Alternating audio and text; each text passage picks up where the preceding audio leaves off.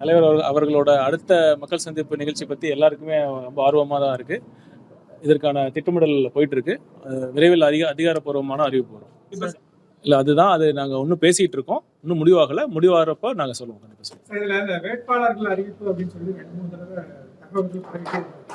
இப்போ கூட்டணி கட்சிகள் இன்னும் முடிவாகிறதுக்கு முன்னாடி எப்படி வேட்பாளர் அறிவிப்பாங்க, தகவல்கள் எப்படி வெளிவரும்? அது நீங்கள் தான் சொல்லணும். எப்படி மீடியாவில் எப்படி இது மாதிரி அதிகாரப்பூர்வமாக அறிவிக்கிறதுக்கு முன்னாடி நீங்கள் எப்படி மீடியாவில் நீங்கள் தான் சொல்கிறீங்க, அது நீங்கள் தான் சொல்லணும் எப்படிங்கிறது.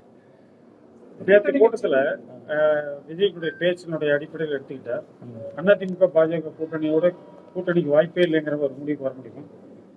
தலைவர் என்ன சொல்லணுமோ அதை சொல்லிட்டாரு. அதை எப்படி நீங்க இன்ஃபர் பண்ணிக்கிறீங்க நீங்க தான் எடுத்துக்கணும். இல்லை, எங்க யூகத்துக்கே விட்டா நீங்க சொன்ன மாதிரி நாங்க நினைச்சதை போட்டுருவோம். அதனால நீங்களும் ஒன்று சொல்லிட்டா சரி. நாங்க என்ன சொல்லணுமோ அதுல ரொம்ப தெளிவா இருக்கும். எங்களோட அரசியல் எதிரி திமுக, கொள்கை எதிரி பாஜக. அவங்க ஆளும் கட்சியில யார் இருக்காங்களோ அவங்க எதிர்க்கிறது தான் ஒரு அரசியல் தர்மம். அதுதான் நாங்க பண்ணிட்டு இருக்கோம். அப்படி பார்த்தா கரூர் சம்பவத்துக்கு அடுத்து புதுச்சேரியிலையும் ஈரோட்லயும் இப்ப மக்கள் சந்திப்பு கூட்டம் நடத்தியிருக்கிறாரு. 2 இடத்துலயுமே திமுகவை மட்டுமே விமர்சிக்கிறாரே தவிர்த்து பாஜகவை பத்தி எந்த ஒரு இடத்துலயுமே ஒரு செகண்ட் கூட விமர்சிக்கல. அதனால பாஜகவோட கூட்டணி வைப்பாருங்கிற மக்கள் யூகம் நேத்து பேச்சுல கூட ஒன்றிய அரசை பத்தி பேசியிருக்காரு. ஒன்றிய அரசு கொண்டு வந்த அந்த SIR election commission of India கொண்டு வந்த எஸ்ஐஆரை பத்தி நாங்க தலைவர் அவர்கள் ஒரு அறிக்கை கொடுத்திருக்காரு. அதை பத்தி பேசியிருக்காரு. பாஜகவை பத்தி எதிர்க்கலங்க அப்படின்னு சொல்றத நாங்க கண்டிப்பா ஏத்துக்க மாட்டோம். அதுக்கான கூட்டணி வாய்ப்பே கிடையாது. மகாத்மா காந்தி ஊரக வேலை திட்டத்துக்கு பேர் மாத்தினதை பத்தி எதுவுமே நேற்று கூட்டத்தில் பேசவே இல்லை. இல்ல, நான் பேசியிருக்கேன். இது எல்லா விஷயத்தையும் தலைவர் சொல்லி தான் நானும் பேசினேன்.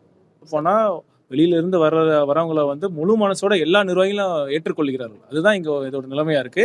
கட்சியில நீண்ட காலமா யார் உழைச்சாங்களோ அவங்களுக்கான உரிய அங்கீகாரம் கிடைச்சிருக்கு. எல்லாத்துக்குமே அதுக்கான பதவியெல்லாம் போட்டிருக்காங்க. இப்ப கூட இருக்கிறவங்க எல்லாருமே ஒன்றிய செயலாளர், எல்லாமே பொறுப்பாளர்கள் எல்லாருமே இருக்காங்க.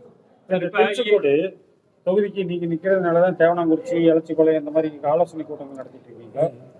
மாநில பொதுச் செயலாளருங்கிற முறையில் தமிழ்நாட்டில் இருக்கிற எல்லா தொகுதிக்கும் போறது எங்க வேலை தான். தலைவர் சொல்லியிருக்காரு. அதன் அடிப்படையில் தான் நான் வந்திருக்கேன். ஈரோட்டுக்கு வராது, கரூருக்கு வரதில்லைன்னு வெளியே அது எதிர்கட்சி அப்படிதான் போன தாளும் திமுக கட்சி அப்படித்தானே செய்வாங்க. தலைவர் அவர்கள் போறதுக்கு எவ்வளவு முயற்சி பண்ணி அங்க போறதுக்கான உரிய பெர்மிஷன்லாம் கிடைக்கலையே. அதுக்கு நீங்க ஆளுங்கட்சி தான் பார்த்து தான் நீங்க கேட்கணும். அது